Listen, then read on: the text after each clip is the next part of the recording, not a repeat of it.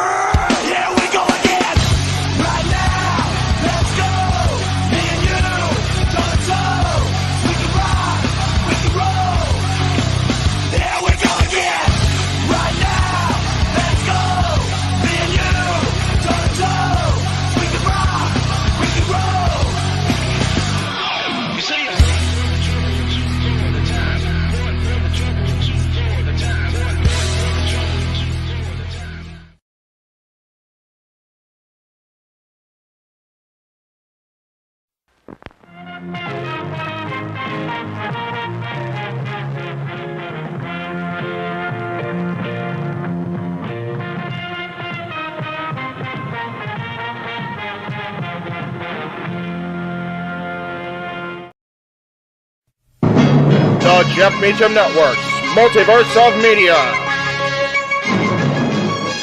For over 15 years, the recognized symbol of excellence and the standard bearer in coverage of sports and entertainment.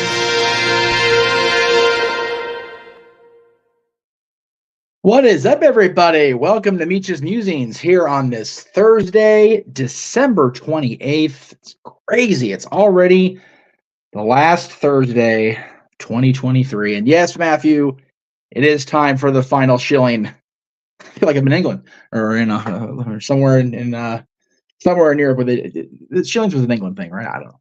But yes, as you saw, the show is for Len today. God, I can't believe it's been 8 years since Lemmy passed away. So here's to you, brother. We miss you every day, my friend. So yes, this will be a chill show, as we do here on Meach's Musings. And for those of you, by the way, for those of you watching over on the No DQ Twitter, we appreciate you guys tuning in to the No DQ broadcast. Coming up at the top of the next hour, we will have the final No DQ review of 2023. Let's see if I can. Nope, that's not what I wanted to do. That's what I wanted to do. As the boys will be talking about the rumored wrestling returns and debuts coming up in 2024. For now, though, we're here to talk about me. It's my show. Excuse me. So, as I did on Tuesday with reflecting on my life in wrestling, today's show is going to be a reflection of the personal side, the side that I don't get to, I don't purposely anyway display on social media very often as far as the video presentation we do across the Jeff Meacham Network's multiverse of media. But I will say that the lives do definitely intertwine more than they ever used to. There's no disputing that anymore. And really, one of the vivid memories of that, that being a reality is the fact that I got to go to see Guns N' Roses, the actual band, for the first time this year, back on November 1st, almost 2 months ago now. And it was strictly because of my friend Jenna and Paradise Kitty, the wonderful band that she is the front man, if you will, the vocalist for.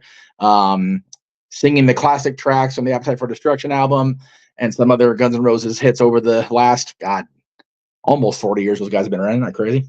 35, I think, for Appetite. I could be wrong. Now I gotta look at it. Maybe 35 to Use Your Illusion. I'll have to look. It's been a minute since I looked at those stats, but it's because of these girls right here that I really became a Guns N' Roses fan. I knew of Guns N' Roses, of course. How do you not know of Guns N' Roses, especially living here in LA/Hollywood and not know who the Guns are, right? It's kind of crazy. But my dad, God bless him, decided to take Dylan and myself and my brother and himself, my dad, went with us to see the Guns at the legendary Hollywood Bowl here in Hollywood, LA, whatever you want to call it. And it was such a cool experience. I had heard some bad press about the Guns in the last year. They were up in NorCal, and a friend of mine saw them at the Aftershock Festival up there and said they were just awful. And I went, oh man, I hope they're not. I hope they're not bad. I hope it won't be a big giant letdown. And luckily, it's all about the presentation, right? It's all about, and I'm looking over here and the camera's here. So I'm sorry if I'm looking over here and just like staring into space. I keep forgetting the camera's here today. So because the phone's the wrong direction because it's plugged in charging because it's a piece of shit. The entire presentation was so cool. Being in that element, being in the Hollywood Bowl, being, where those guys, really started at Hollywood, playing at the Whiskey all those years ago. And, me having worked at the Whiskey so many times and just hating life as a result. But in the Viper Room and all the legendary spots on Sunset. But it was such an experience to see Guns N' Roses, even as they are in 2023, at the Hollywood Bowl. So I can't, again, thank my dear friend Jenna near possibly enough. Jenna's more of family than she is friend nowadays, and she has been for some time. Let me be clear on that. She is what I call family. Our mutual friend Catherine created that word, at least in my mind, when we went to Disneyland last year for her son's one of her son's recent visits, and called me family. And this year marked a lot of loss in wrestling, and also marked the anniversary of a loss for me. It was 10 years ago this last February that my grandmother passed away. To say that this woman was arguably the single most influential figure in my life, I think, other than my immediate family, as far as my father and my mother, would be a underselling her value. That's her and I on the left there shortly after I came home from the hospital. That's her and Dylan shortly after he came home from the hospital back in 2008.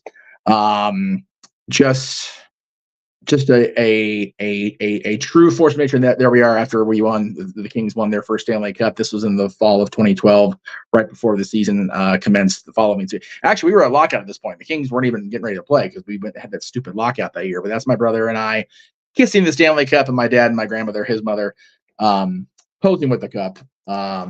So just it was surreal to me knowing that it had been 10 years since she passed. I couldn't wrap my head around that. It was very, like I said, very surreal. Another loss this year for me that was profound in a completely different way occurred later in the year with the passing of Paul Rubens, Pee Wee Herman, who I grew up watching, grew up a major fan of. So I had the Playhouse set at home. I had the pull string Pee Wee doll. I had the doll actually that came with the play set that Paul has stuffed in his lapel pocket there. And being employed by Disney still at the time, I had the opportunity to go to the cantina, Oga's Cantina over in at the edge of the galaxy. I think it was either the next day or even later the same day I found out Paul had passed, and I immediately went to DJ Rex, formerly Captain Rex, and made it a point to toast to Paul and kind of making peace with it. I had met Paul twice now after the fact. First time I met him was at the anniversary screening of Elvira and Elvira Mistress of the Dark. Back in, God, when was that screening? It had to be, I want to say it was 2008 because it would have been the 20th anniversary, and Dylan's mom was home with Dylan while I went to the movie because I'm that much of a schlub.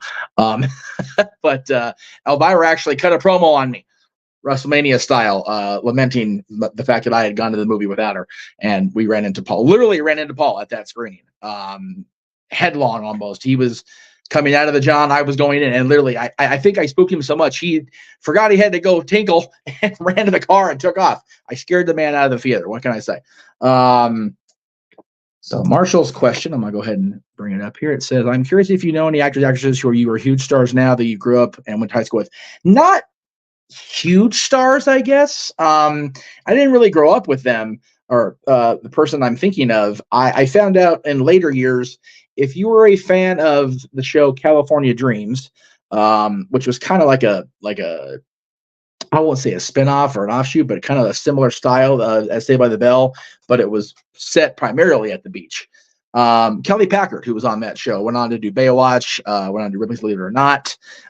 She is a graduate of the same high school I am, a few years ahead of me. But I also found out she went to the same elementary school I did, which was even weirder to think about. So she had a kind of like an assembly appearance at the elementary school.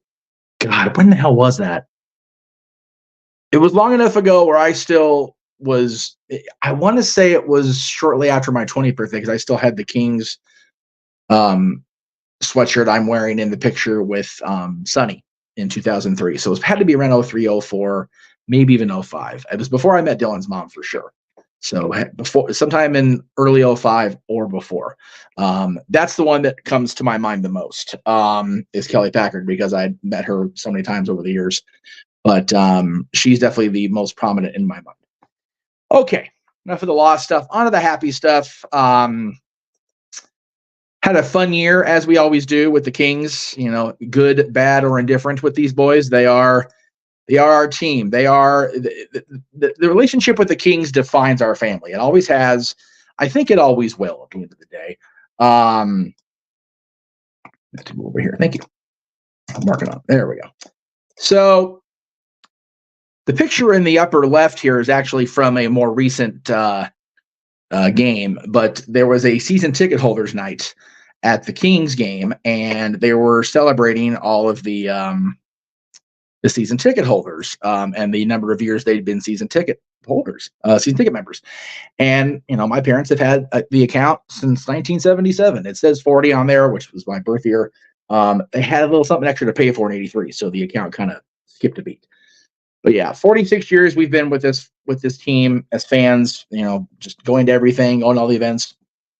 My buddy Carlin, who started out on the ice crew back in, goodness gracious, I want to probably not say the year because I might get in trouble later. But I've known her for 15 years. She's awesome. I love this girl. She's definitely grown into herself and grown into her role as the on-air personality with the Kings, and I just adore her. She's done a couple of not cameos because they're not the paid for stuff, but videos to congratulate us over the years on the anniversary shows. So very cool. Got to meet the Laker girls again, which is always cool. You know, I won't claim ever to be a big basketball fan, right? But the Laker girls are the Laker girls, man. Oh, I guess you're right. The Laker girls. There we go. Can't tell my dad if I don't say it right. And they are some of the best cheerleaders in sports, and they are awesome, and they're a hell of a dance troupe. And then my buddy Demi, who you guys have seen on the show here a couple times over the years. Let me go ahead. You can't, the lower left. Oh, there you go. You can't see the cursor. There she is. Returned to the Kings this year, so I got to reunite with my buddy Demi. And then over here, newer buddy Michaela, part of the ice crew this year. Met her at a watch party we had when the Kings were on the road playing the Edmonton Oilers in the playoffs last season, earlier this year. And she's become a pal. Love her to pieces. She's such a ball of energy at the games and at the events. So just again, always good to have interaction with the Kings. A lot of you know, of course, that I got to have the great fortune of being employed at Disneyland over the last almost year. I was with the company for a year, but I was only a cast member in 2023 until the beginning of October. And just a lot of really cool memories at the park this year, the resort, I should say, because I went to both parks with these people. But my sister Teresa, and just the blooper in the photo with Woody and Bo Peep, excuse me. Aaron coming out to California. It was his first trip to Disneyland, and I want to say it had been a decade or more since he had been to the park. So always cool to have Aaron come out for a visit. I love having that happen. My last time ever riding the classic Splash Mountain before they went to convert it into what is to be Tiana's Bayou Adventure at the end of the next year. It's funny. I had made peace with not riding Splash Mountain. I went on it in January of this year with other friends of mine who I also consider family. We'll get to them momentarily. I think I said if I didn't, I meant to, and if I didn't, it's because I didn't know if they would want pictures of themselves up, and I didn't want to be that guy. I made peace with not riding Splash Mountain. It's like, it's wet, and it's always such a long line. But my niece, who was celebrating her birthday, wanted to go. It's like, okay, we'll go. What the hell? So we went and stood in line. I was fine the whole way through the queue. It's like, all right, just whatever, Natalie and Kyra, we're good, gonna go through it. And then I get up to the front and I see the log flume in the track, and all of a sudden it's like, oh shit, this is it. This is the last time I'm gonna do this. It was, I won't say traumatizing, but it was definitely one of those, oh geez, like this is it. I'm never gonna ride Splash Mountain as it is again. So it was a very much more emotional experience than I anticipated. But I got the pose off, brother. So there you go. Meach and must pose. Meeting Bob Gurr, who was there at the very beginning of Disneyland. One of the original Imagineers that Walt brought into the company to help design so many of the classic rides that are still there now. The Matterhorn, the monorail, the Autopia cars, just so many cool things. And getting him to sign the monorail poster for my dad, who the company my dad works for now, constructed the windows on the current monorail, the Mark 7s, I think they are. So wonderful meeting Bob Gurr. Being able to bring Dylan's mother's family, including Dylan's mom, to Disneyland the week before the park's 68th anniversary, which is just crazy. The park's been around 68 years. But that was really cool, getting to see everybody experience their first time at Galaxy's Edge. Star Wars fans across the board, they had so much fun. The little man, my Jade's youngest nephew, just had an amazing time. It's always cool to see Disneyland through the eyes of a child. And I think that's one of the more enduring memories for me, getting to experience that with the youngster and his siblings and his mom and Dylan's mom. It was so cool. And then I get to go on the park's anniversary itself, July 17th this year, with my buddy Travis and his extended family, for lack of a better term.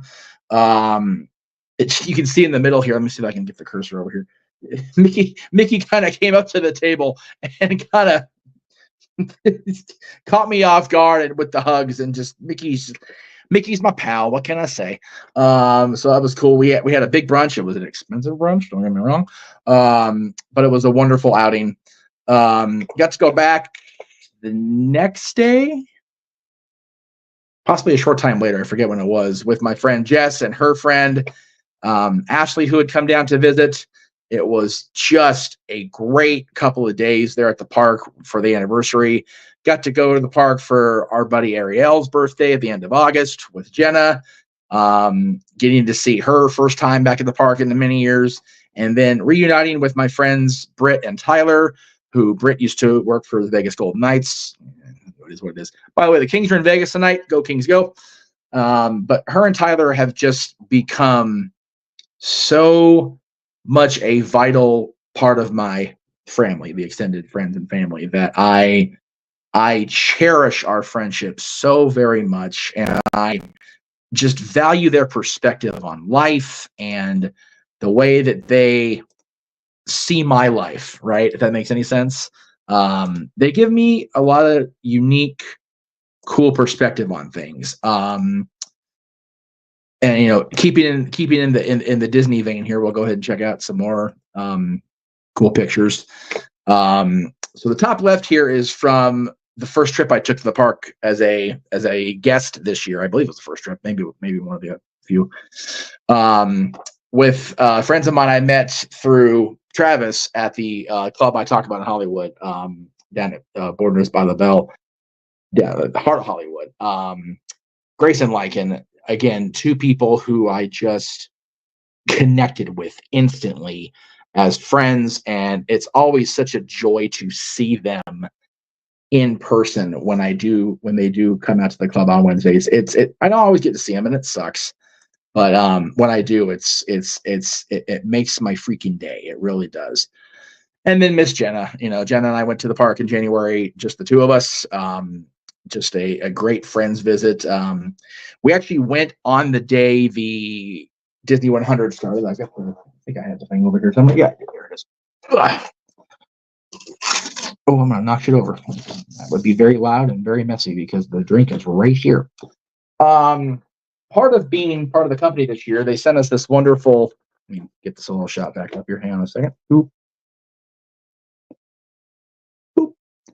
They sent us this really cool commemorative name tag. Couldn't wear it to work, but it was really. They sent us this, and they sent us a lithograph of the Once Upon a Studio short they did earlier this year. Actually, it was on the park's birthday, the company's anniversary in October. Galaxy's Edge is just such a cool friend. It's just such a really cool place. If you're a Star Wars fan, Jesus, I can't recommend it enough. Even with the cost of Disneyland nowadays, you gotta go.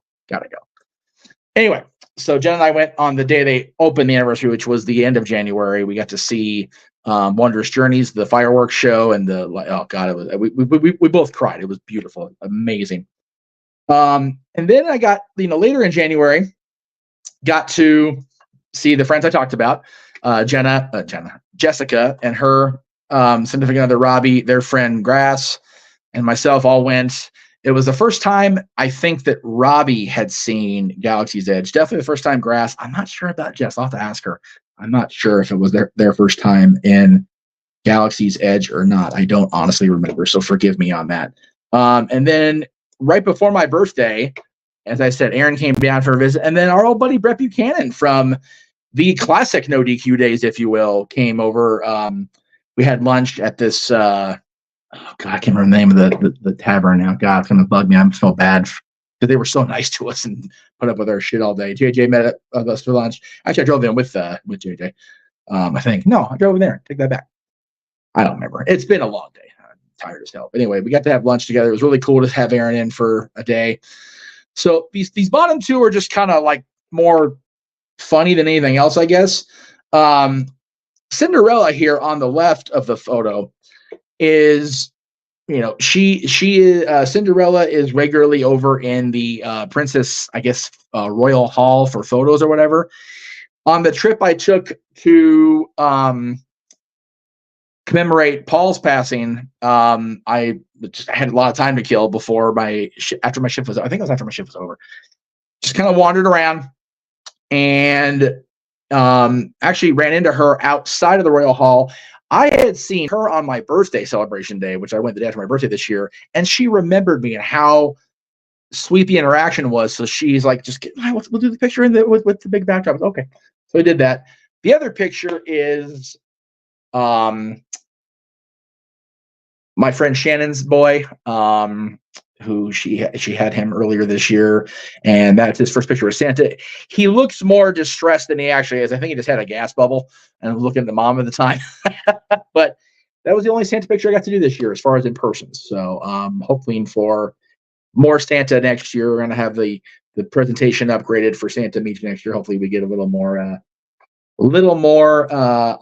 that front next year. At least I'm hoping. We shall see.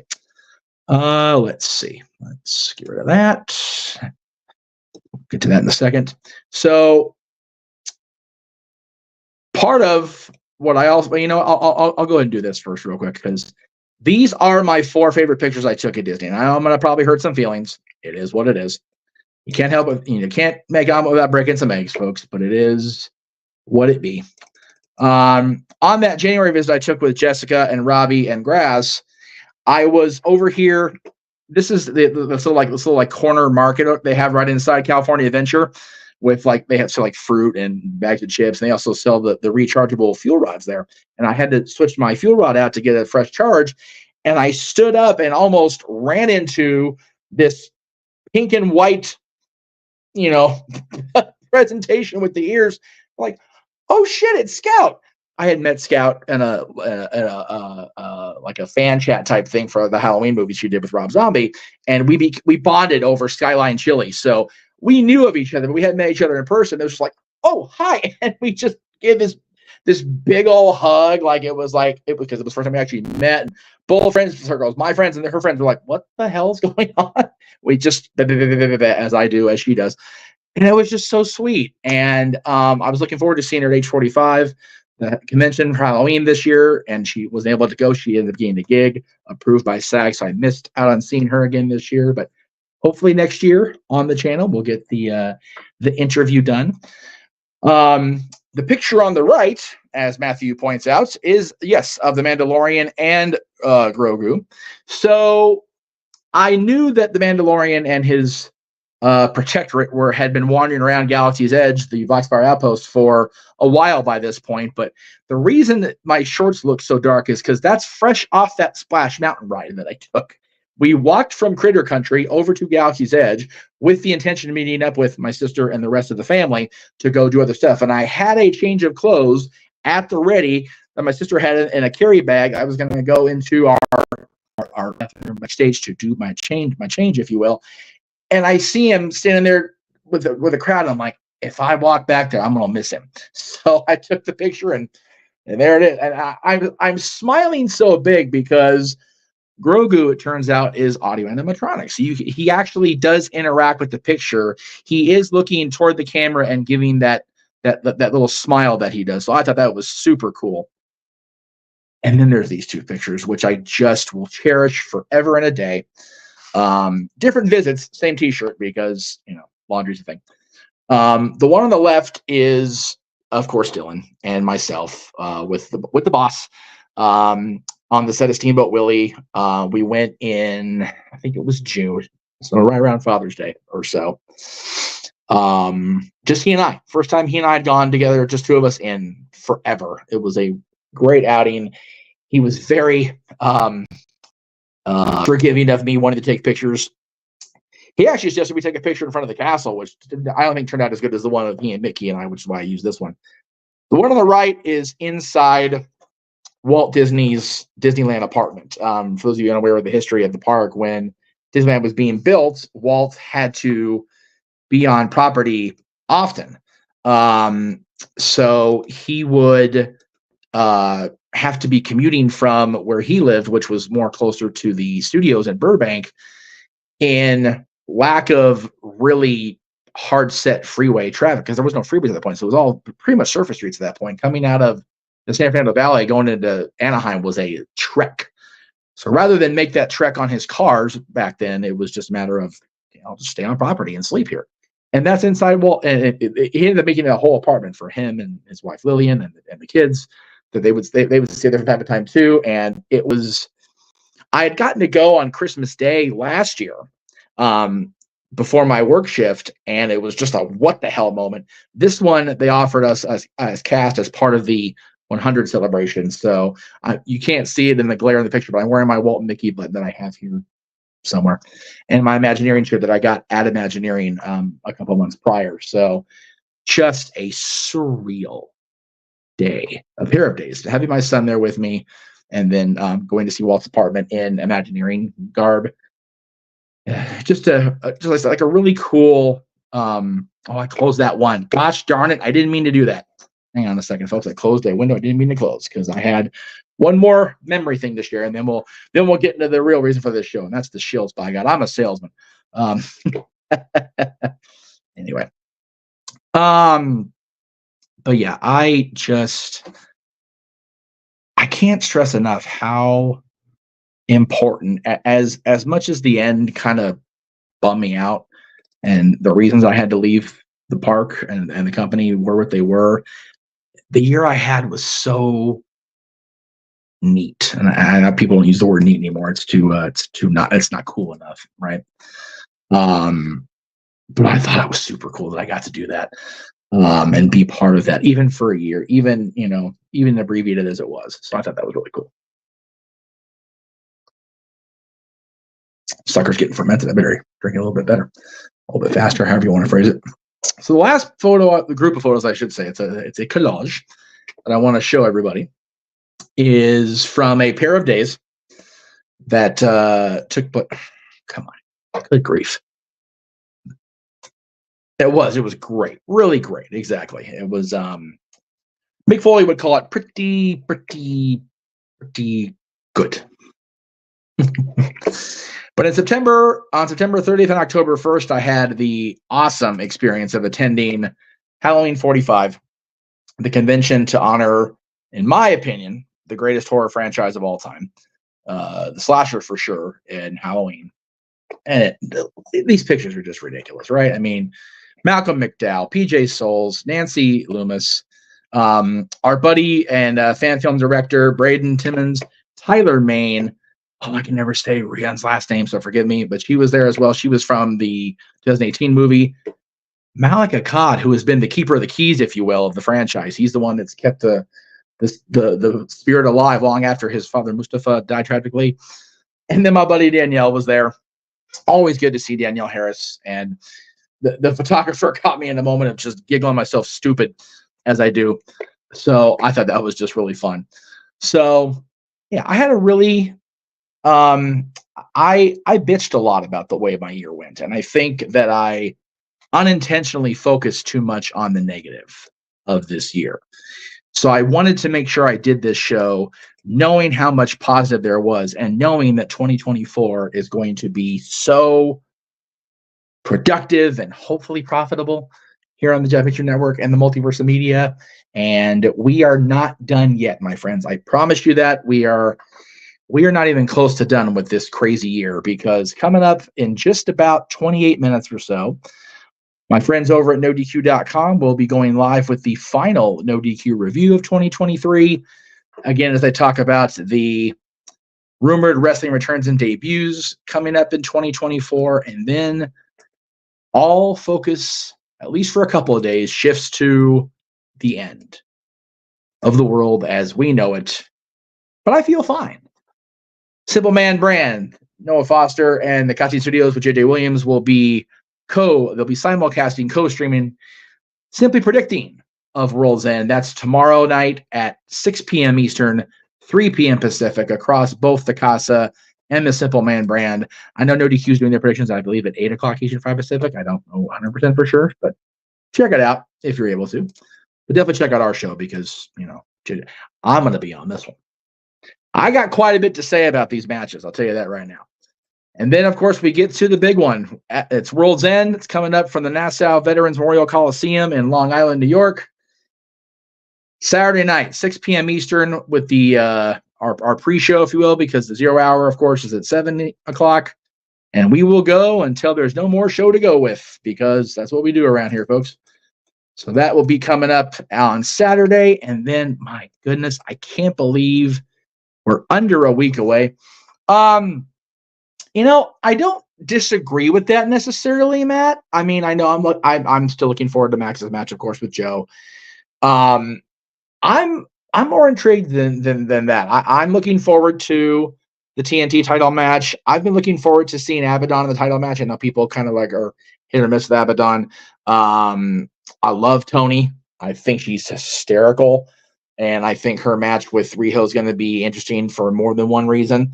The 8-man tag now intrigues me. I was kind of hoping to be a tag title match with Jericho, but, of course, Kenny's down with diverticulitis, so that's not going to be a thing. I'm intrigued by the whole show, and I'm looking forward to Noah and James calling it and producing it and having JJ along for the ride as well. So it'll be a fun night. I have a feeling it'll be a really big show. And then again, that's just the way I look at it, and I hope I'm right there. Before we get to the shill for Sunday, let me go ahead and shill next week, because my goodness, look at all this shit we got going on. Talk Wrestling next month, this coming Monday, the NoDQ.com Year End Award visual presentation, if you will. Coverage of Day 1 Raw, episode of Monday Night Raw. For the Love of Wrestling returns on Tuesday. Staff Boy Sports Bar returns on Tuesday. Our watch-along coverage of New Year's Evil. The Greg Cherry Show on Wednesday. Our watch-along coverage of Wrestle Kingdom. Meach's Musings back here in this time slot 1 week from tonight. Our watch-along coverage of SmackDown New Year's Revolution. Open mic night in its regular time slot of Saturday night, 8 o'clock Pacific. That's all beginning Monday, New Year's Day, New Year's Rockin' Week across the Jeff Meach Network, Multiverse Media, on all of our, or at least most of our platforms. But Sunday night, before we get to Monday, you got to have Sunday, right? And it is Sunday night. December 31st, New Year's Eve, 8 o'clock Pacific. My goodness. Open Mic Night, episode 100. The end of year 4, beginning of year 5 of the Jeff Meacham Network, Multiverse of Media. Our 2023 highlight reel being compiled by both James and JJ now. Awesome stuff. And our coast-to-coast countdown, all 4 time zones, lower 48 to 2024, with our special guests, surprises. Now, of course, during the eve of Christmas Eve karaoke spectacular, I gave you guys clue 1 about our guest, who is a former world heavyweight champion and a multiple-time award winner from the venerated Wrestling Observer newsletter during their 22 years in the business. Guest 2, which I gave a clue about on Talk Wrestling, has had 10 years with 5, no less than 5 professional sports franchises, including 3 based here in Los Angeles, on their resume. And they are a self-described connoisseur of all things food, a foodie, if you will. Today's clue, clue number 3, by God, a 10-year veteran of the business, wrestling business, nearly 20 championship reigns to their credit, and a highlight bout of their career was against a world champion in multiple companies. That is clue 3 of our guest list. I will give what will likely be the final clue Saturday night during World's End, unless I happen to book the other person I'm trying to book in between now and then. But I do have one more booked, and I will be giving the clue about that person coming up during World's End, which our coverage again is at 7 o'clock. 6 o'clock. Excuse me, all the hell. 6 o'clock Eastern, 3 Pacific with our pre-show, and then of course the 0 hour starts at 7 o'clock, and we'll have the Hook versus Wheeler Yuta match and the Battle Royal to determine the TNT Championship Challenge. That's really going to do it for me here on Meach's Musings. Thank you guys who watched today. It is greatly appreciated. Always, always. Can't stress enough how important you guys at home are to the presentation. Thank you all for watching the solo shows I've done all year. Thank you guys for watching all of our crazy content across the multiverse. If, for whatever reason, you missed the plug at the beginning of the show, one more time, get those screenshots ready. Here's everything coming up on the watch along front.